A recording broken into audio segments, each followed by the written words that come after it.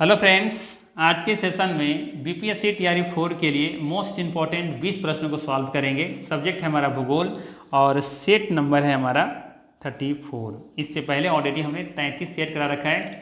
उन सभी वीडियो का लिंक डिस्क्रिप्शन में दिया हुआ है या फिर आप प्लेलिस्ट में जाके देख सकते हैं। बाकी आप लोगों का क्या हाल चाल है, आप लोगों की तैयारी कैसे चल रही है? बहुत दिनों के बाद फिर हम आए हैं, इसलिए क्षमा भी चाहते हैं। तो आप लोगों की तैयारी कैसे चल रही है कमेंट करके बताइएगा। और थोड़ा सा इसमें हम ध्यान इसलिए भी नहीं दे पा रहे हैं क्योंकि वैकेंसी के बारे में दूर दूर तक कुछ न्यूज़ मिल नहीं रहा है। तो मैं चाहता हूँ कि थोड़ा थोड़ा आप लोग पढ़ते रहें, कहीं से न कहीं से तो आप लोग जरूर तैयारी कर ही रहे होंगे, मुझे पूरा विश्वास है। और पढ़ाई जारी रखिए, थोड़ा थोड़ा पढ़ते रहिए कहीं ना कहीं से, क्योंकि एग्ज़ाम कभी भी हो सकता है, कभी भी इसका नोटिफिकेशन जारी हो सकता है, इसमें कोई दो राय नहीं है। तो आप लोग मेहनत करते रहिए, पढ़ाई को कभी मत छोड़िए, उम्मीद मत छोड़िए। कहीं भी रहते हैं थोड़ा बहुत एक दो सेशन डेली देखा कीजिए, चाहे किसी भी यूट्यूब चैनल से आप देखिए, लेकिन थोड़ा थोड़ा आपका जो सब्जेक्ट है उसे देखते रहिए, है ना। उससे क्या होता है ना कि वो बना रहता है, कंटिन्यू जो होता है ना वो बना रहता है। ठीक है, तो चलिए शुरू करते हैं और देखते हैं हम लोग आज का पहला सवाल। पहला सवाल है, पृथ्वी के संदर्भ में सही कथन की पहचान कीजिए। सवाल सिंपल सा है, पूछ रहा है आपसे पृथ्वी के संदर्भ में सही कथन की पहचान कीजिए। विकल्पों में दे रखा है, ध्रुवीय व्यास भूमध्य व्यास से बड़ा होता है, भूमध्य व्यास ध्रुवीय व्यास से बड़ा होता है, दोनों व्यास समान होता है, उपर्युक्त में से अधिक कथन सही है या फिर उपर्युक्त में से कोई नहीं। चलिए देखते हैं पहला विकल्प क्या कह रहा है। ध्रुवीय व्यास भूमध्य व्यास से बड़ा होता है ना। देखिए ये जो आपका ध्रुवीय व्यास है ये भूमध्य व्यास से कह रहा है कि बड़ा होता है। बिल्कुल कहना गलत है, क्योंकि आप देखेंगे ना ध्रुवों पर ये क्या है, पृथ्वी चपटी है, जिसकी वजह से ध्रुवीय व्यास जो होता है भूमध्य व्यास से छोटा होता है। तो ये कथन गलत है। बी विकल्प में दे रखा है भूमध्य व्यास ध्रुवीय व्यास से बड़ा होता है। देखिए भूमध्य व्यास ये आपका ध्रुवीय व्यास से बड़ा होता है, तो बड़ा होता है ना, बिल्कुल बड़ा होता है, तो ये कथन सही है। ठीक है। सी विकल्प में कि दोनों व्यास समान होता है। ऐसे कैसे हो सकता है, क्योंकि एक बड़ा एक छोटा है तो दोनों समान तो होने के सवाल ही नहीं उठता। तो ये कथन बिल्कुल गलत हो गया। अर्थात हम कह सकते हैं कि यहाँ पे बी विकल्प सही हो जाएगा। पृथ्वी के संदर्भ में क्या सत्य यहाँ पे निकला कि भूमध्य व्यास ध्रुवीय व्यास से बड़ा होता है। ठीक है। इसके बाद याद रखिएगा, भूमध्य अगर त्रिज्या से पूछ लिया जाए तो बताइएगा 6378 किलोमीटर। कितना? 6378 किलोमीटर। ठीक है, ये वाला त्रिज्या की लेंथ जो है 6378 किलोमीटर है। जबकि अगर आपसे पूछा जाए ध्रुवीय त्रिज्या कितनी है तो लगभग आप देखेंगे तो 6357 किलोमीटर है। ठीक है, क्योंकि भूमध्य त्रिज्या से ध्रुवीय त्रिज्या छोटी है। अब कितना छोटी है अंतर निकालिएगा तो मिलेगा 21 किलोमीटर।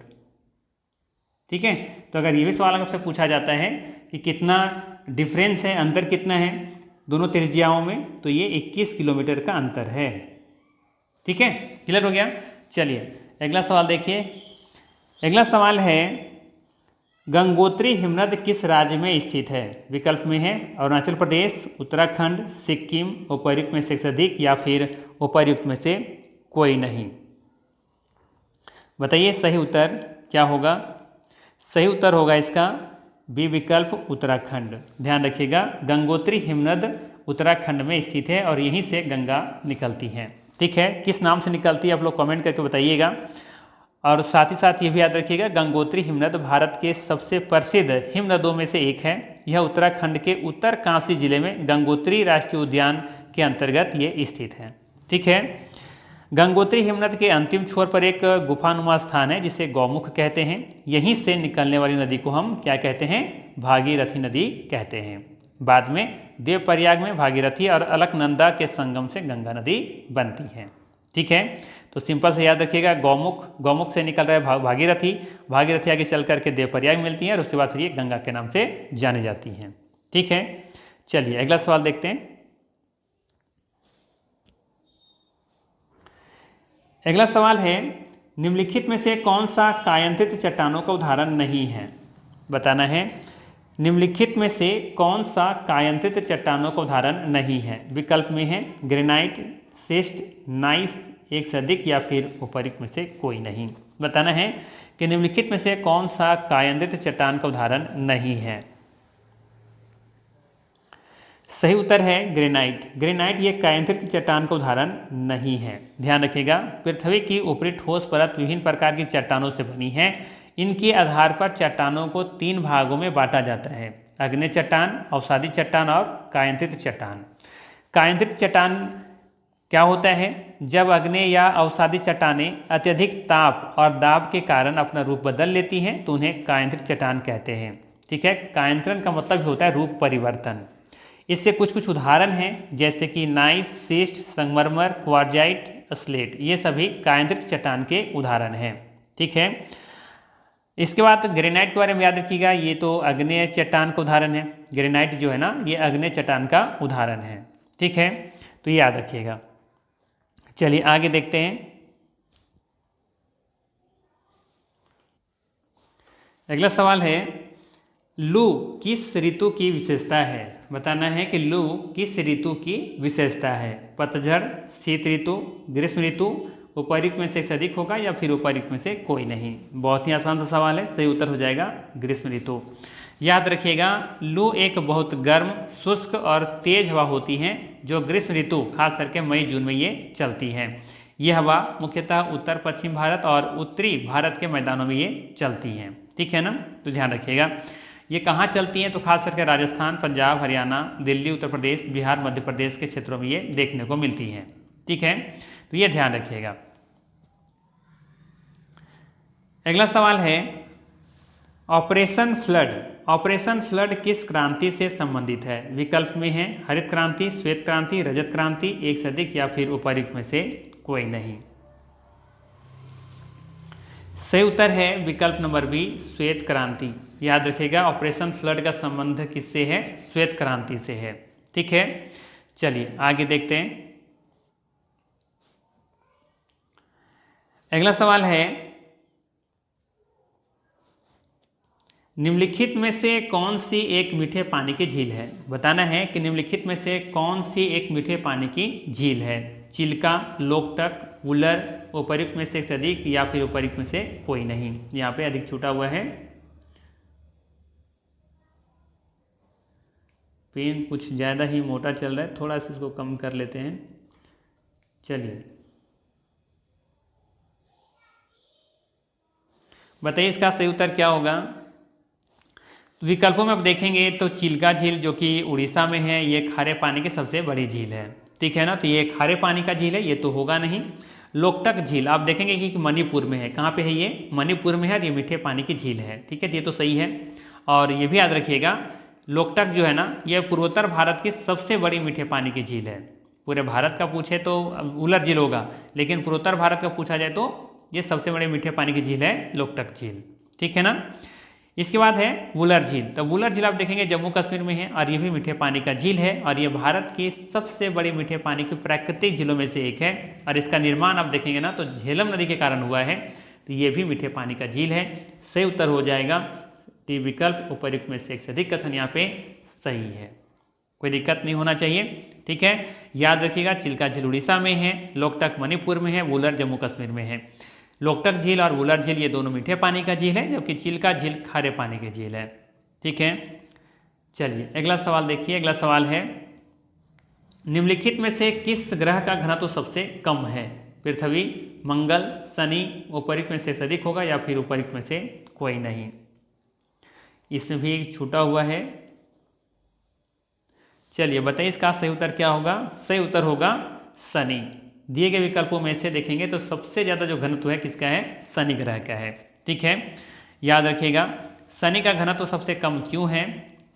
ठीक है, पूछा है ना, सबसे कम है, सॉरी सबसे कम था ना। हाँ ठीक है, किस ग्रह का घनत्व सबसे कम है? तो शनि ग्रह का सबसे कम है। ठीक है ना, शनि मुख्य रूप से हाइड्रोजन और हीलियम गैस से बना हुआ ग्रह है।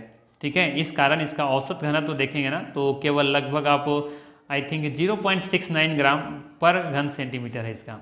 ठीक है, खैर इतना आपको डिटेल्स नहीं याद रखनी है, आपको सिर्फ याद ये रखना है कि सबसे दिए गए विकल्पों में सबसे कम घनत्व किसका है? तो शनि का है। ठीक है, देखिए और क्या क्या सवाल यहाँ से बन सकता है। जैसे सवाल बन सकता है कि सबसे कम घनत्व वाला ग्रह शनि ग्रह हो गया, सबसे अधिक घनत्व वाला ग्रह पूछ लिया जाए तो पृथ्वी होगा, सबसे बड़ा ग्रह पूछे तो बृहस्पति होगा, और सबसे छोटा ग्रह पूछे तो बुध ग्रह होगा, और सबसे गर्म ग्रह पूछे तो शुक्र ग्रह होगा। ठीक है, तो इस तरीके से इतने पॉइंट याद रखिएगा, यहाँ से काम हो जाएगा। ठीक है, चलिए अगला सवाल है, दामोदर, कोयल और स्वर्णरेखा नदियाँ निम्नलिखित में से किसके निकट है, किससे निकट है? दक्कन पठार, मेघालय पठार, छोटा नागपुर पठार, या फिर उपरोक्त में से अधिक होगा, या फिर उपरोक्त में से कोई नहीं। सही उत्तर होगा इसका विकल्प नंबर सी, छोटा नागपुर पठार। ठीक है, याद रखिएगा, छोटा नागपुर पठार भारत का एक प्राचीन पठार है। इसका अधिकांश भाग झारखंड में स्थित है, जबकि कुछ भाग उड़ीसा, छत्तीसगढ़, बिहार और पश्चिम बंगाल में भी फैला हुआ है। यह पठार खनिज संपदा के कारण भारत का खनिज भंडार भी कहलाता है। ठीक है, चलें आगे। दामोदर नदी के बारे में याद रखिएगा, ये बंगाल का शोक भी कहा जाता है इसे। ठीक है, दामोदर नदी को, ठीक है ना। और स्वर्ण रेखा कहाँ से निकलती है, तो ये रांची के पास से निकलती है। ठीक है, और कोयल नदी के बारे में बात करें यहाँ पे, तो कोयल नदी उत्तर और दक्षिण कोयल, ये दोनों छोटा नागपुर पठार से निकलती हैं। ठीक है, कोयल नदी है ना, इसका दो भाग है, एक उत्तर की तरफ निकलती है, दक्षिण की तरफ निकलती है। कहाँ से निकलती है, तो छोटा नागपुर पठार से, रांची से निकलती है। ठीक है, रांची पठार से। तो उत्तर की तरफ निकलने वाली उत्तरी कोयल और दक्षिण की तरफ बहने वाली दक्षिण कोयल कहलाती हैं। ठीक है, चलिए अगला सवाल है, बिहार का पहला रामसर स्थल कौन सा है? बताना है, बिहार का पहला रामसर स्थल कौन सा है? विकल्प में दे रखा है, कैमूर रेंज, खड़गपुर झील, कांवर झील, एक से अधिक, या फिर उपरोक्त में से कोई नहीं। सही उत्तर होगा कांवर ताल, जिसे कांवर ताल भी कहते हैं। विकल्प नंबर सी सही होगा। ठीक है, तो विकल्प नंबर सी ध्यान में रखिएगा। और बात करें यहाँ पे थोड़ा सा रामसर स्थल के बारे में, ये रामसर स्थल क्या है, तो ध्यान रखिएगा, रामसर स्थल ऐसे आर्द्र क्षेत्र होते हैं जिन्हें अंतर्राष्ट्रीय महत्व को माना जाता है, वेटलैंड होता है ये। ठीक है, और इसका नाम, इनका जो नाम है ना रामसर स्थल, तो ये इनका नाम देखेंगे तो ईरान के रामसर शहर के नाम पर ये रखा गया है। ठीक है, जहाँ 2 फरवरी 1971, ठीक है ना, 2 फरवरी 1971 को रामसर संधि पर ये हस्ताक्षर हुए थे। इसी के बाद से इसे नाम रखा गया था रामसर स्थल। ठीक है, तो याद रखिएगा डेट 2 फरवरी 1971। ठीक है, और यही 2 फरवरी को हम लोग क्या मनाते हैं, आर्द्र दिवस भी, आर्द्र भूमि दिवस भी मनाते हैं। ठीक है, चलिए आगे देखें। और ये कांवरताल किस जिला में है, बिहार के किस जिला में है, तो ये भी याद रखिएगा, ये बेगूसराय जिला में स्थित है। ठीक है,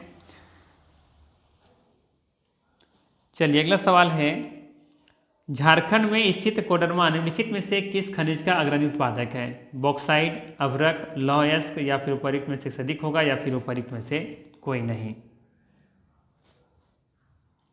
सही उत्तर है इसका विकल्प नंबर बी, अभ्रक, है ना। सही उत्तर हो जाएगा अभ्रक। कोडरमा झारखंड का एक जिला है जो अभ्रक के उत्पादन के लिए विश्व भर में ये प्रसिद्ध है। इसी कारण से इसे भारत की अभ्रक नगरी भी कहा जाता है। ठीक है, चलिए आगे देखें। अगला सवाल है, मोनाजाइट रेत में निम्नलिखित में से कौन सा खनिज पाया जाता है? यूरेनियम, थोरियम, एल्युमिनियम, या फिर उपरोक्त में से अधिक होगा, या फिर उपरोक्त में से कोई नहीं। सही उत्तर होगा इसका विकल्प नंबर आप देखेंगे तो बी सही हो जाएगा, थोरियम। ठीक है ना। मोनाजाइट एक दुर्लभ खनिज है जो मुख्य रूप से समुद्र तट के बालू में पाया जाता है। ये भारत के लिए बहुत ही महत्वपूर्ण है क्योंकि इससे थोरियम प्राप्त होता है। थोरियम एक रेडियोधर्मी तत्व है। ठीक है, इसका प्रयोग कहाँ पे होता है, तो याद रखिएगा इसका उपयोग जो होता है ना, परमाणु ऊर्जा के उत्पादन में होता है। ठीक है, चलिए आगे देखते हैं। अगला सवाल है, भारत में कोयले के भंडार के संबंध में सबसे अमीर राज्य है, कौन सा है? झारखंड, मध्य प्रदेश, पश्चिम बंगाल, उपरोक्त में से अधिक, या फिर उपरोक्त में से कोई नहीं। सही उत्तर है इसका झारखंड। भारत में कोयले के भंडार के संबंध में सबसे अमीर राज्य कौन सा है? झारखंड है। अगला सवाल है, भारत का उष्णकटिबंधीय वन शोध संस्थान खालिस्तान में स्थित है, कहाँ स्थित है ये? हैदराबाद, देहरादून, कोयम्बटूर, एक से अधिक होगा, या फिर उपरोक्त में से कोई नहीं। सोच समझ के सवाल को उत्तर दीजिएगा। इसका सही उत्तर है उपरोक्त में से कोई नहीं। याद रखिएगा, भारत का उष्णकटिबंधीय वन शोध संस्थान मध्य प्रदेश के जबलपुर में स्थित है। ठीक है ना, जबलपुर। ठीक है, देहरादून में केंद्रीय वन अनुसंधान संस्थान स्थित है। ठीक है, देहरादून में केंद्रीय वन अनुसंधान संस्थान स्थित है, जबकि कोयम्बटूर में आप देखेंगे ना तो यहाँ पे वन अनुवांशिकी एवं वृक्ष प्रजनन संस्थान स्थित है। जबकि हैदराबाद में आप देखेंगे तो वानिकी अनुसंधान और विस्तार केंद्र स्थित है। ठीक है, तो इन चीज़ों को याद रखिएगा, कंफ्यूज नहीं कीजिएगा। अगला सवाल देखिए, अगला सवाल है बिहार के निम्नलिखित जिला में से कौन सा बिहार के नक्शे पर सर्वाधिक पूरब में है? विकल्प में है किशनगंज, भागलपुर, कटिहार, एक से अधिक होगा या फिर उपयुक्त में से कोई नहीं। सोचिए समझिए और अच्छे से इसका उत्तर दीजिए।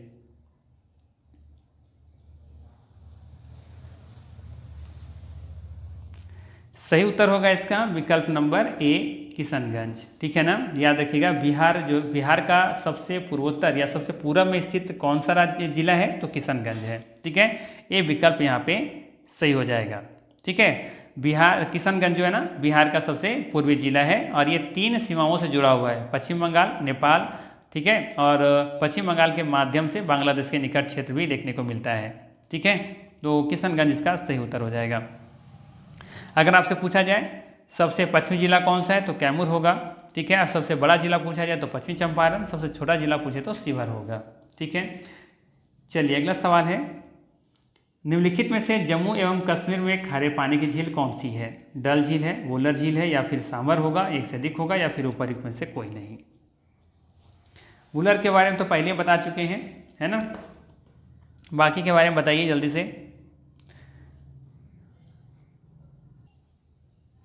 सही उत्तर होगा इसका विकल्प नंबर ई, उपयुक्त में से कोई नहीं। ध्यान रखिएगा यहाँ पे डल झील और ये वुलर झील ये दोनों मीठे पानी का झील है। ठीक है, और सांबर खारे पानी का झील है, लेकिन ये जम्मू कश्मीर में नहीं है।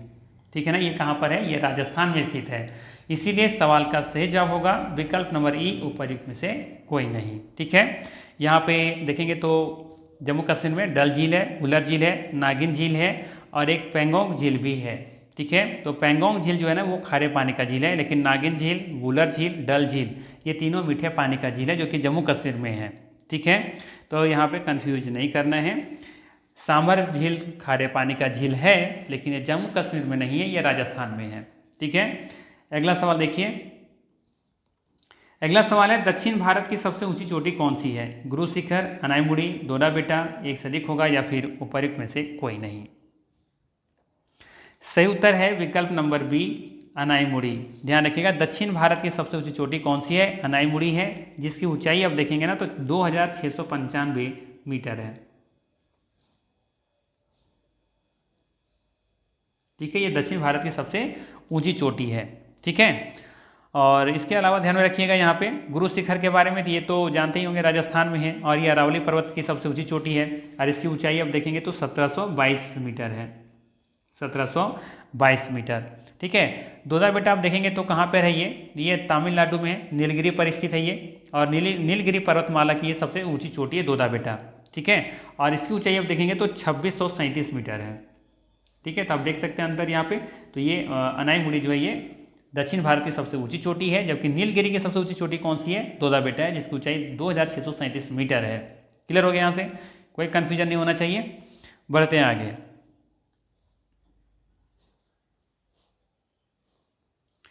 अगला सवाल है हिंद महासागर में अमेरिकी नौसेना अड्डा स्थित है, कहाँ स्थित है? मालदीव में, श्रीलंका में, डियागो गार्सिया में, एक से अधिक होगा या फिर उपयुक्त में से कोई नहीं।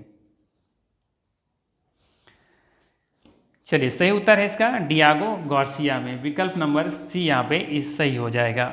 डियागो गार्सिया हिंद महासागर में स्थित एक द्वीप है जहाँ अमेरिका का प्रमुख नौसैनिक एवं वायुसेना अड्डा स्थित है। ठीक है, चलिए अगला सवाल है महाराष्ट्र में पश्चिम घाट किस नाम से जाना जाता है? नीलगिरी के नाम से, सह्याद्री के नाम से, अन्नामलाई के नाम से, या फिर एक से अधिक होगा या फिर उपयुक्त में से कोई नहीं। सही उत्तर होगा इसका विकल्प नंबर बी, सह्याद्री। ठीक है, महाराष्ट्र में पश्चिम घाट को हम सह्याद्री के नाम से जानते हैं। ठीक है, पश्चिमी घाट भारत की सबसे महत्वपूर्ण पर्वतमालाओं में से एक है। इसकी लंबाई लगभग 1600 किलोमीटर है। ठीक है, और ये गुजरात से शुरू होकर के महाराष्ट्र, गोवा, कर्नाटक, केरल और तमिलनाडु तक ये फैली हुई हैं। ये भी याद रखिएगा, इसे यूनेस्को विश्व धरोहर में शामिल किया गया है या फिर दर्जा प्राप्त है। ठीक है, तो यहाँ पे कन्फ्यूजन नहीं होना चाहिए। अगला सवाल है दक्षिण अमेरिका की सबसे लंबी नदी कौन सी है? डेनव्यू, डेन्यूब या फिर अमेजन या फिर टेम्स, एक से अधिक होगा या फिर उपर्युक्त में से कोई नहीं। बताना है दक्षिण अमेरिका की सबसे लंबी नदी कौन सी है। तो याद रखिएगा दक्षिण अमेरिका की सबसे लंबी नदी कौन सी है, अमेजन नदी है, विकल्प नंबर बी सही होगा। अमेजन नदी दक्षिण अमेरिका की सबसे लंबी तथा विश्व की सबसे अधिक जल प्रवाह वाली नदी है। ठीक है, तो विकल्प नंबर यहाँ पे देखेंगे तो बी सही होगा। ये भी याद रखिएगा अमेजन नदी मुख्य रूप से ब्राज़ील से होकर के बहती हैं, लेकिन इसका जलग्रहण क्षेत्र कई देशों में फैला हुआ है, जैसे कि ब्राज़ील, पेरू, कोलंबिया, बोलोविया, एक और आपका इक्वाडोर छूट रहा है, हाँ इक्वाडोर। ठीक है, अंत में जाकर के कहाँ ये गिरती है, इसका मुहाना कहाँ पे है, तो अटलांटिक महासागर में है। ठीक है, क्लियर हो गया। चलिए अगला सवाल लेते हैं। अगला सवाल देखिए, सवाल है विश्व प्रसिद्ध लानोस घास स्थल निम्नलिखित महाद्वीपों में से किसमें स्थित है। विश्व प्रसिद्ध लानोस घास स्थल निम्नलिखित महाद्वीपों में से किसमें स्थित है। उत्तरी अमेरिका, दक्षिणी अमेरिका, अफ्रीका, उपर्युक्त में से अधिक या फिर उपर्युक्त में से कोई नहीं। तो याद रखिएगा लानोस जो है ना ये आपका दक्षिण अमेरिका में स्थित है, विकल्प नंबर बी सही होगा। ठीक है, लानोस विश्व प्रसिद्ध उष्णकटिबंधीय घास का मैदान है।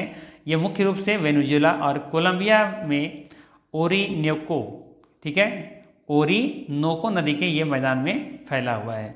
ठीक है, तो विकल्प नंबर यहाँ पे बी सही होगा, याद रखिएगा। ठीक है, और भी बहुत सारे घास के नाम हैं जैसे कि पूछा जाता है एग्जाम में। लानोस तो देख ही लिया आप लोग, दक्षिण अमेरिका में है। एक पंपास पूछा जाता है, पंपास, ठीक है, पंपास। एक है आपका सवाना, एक है आपका प्रेयरी, प्रेयरी घास का मैदान। ठीक है, और एक है आपका डॉन्स।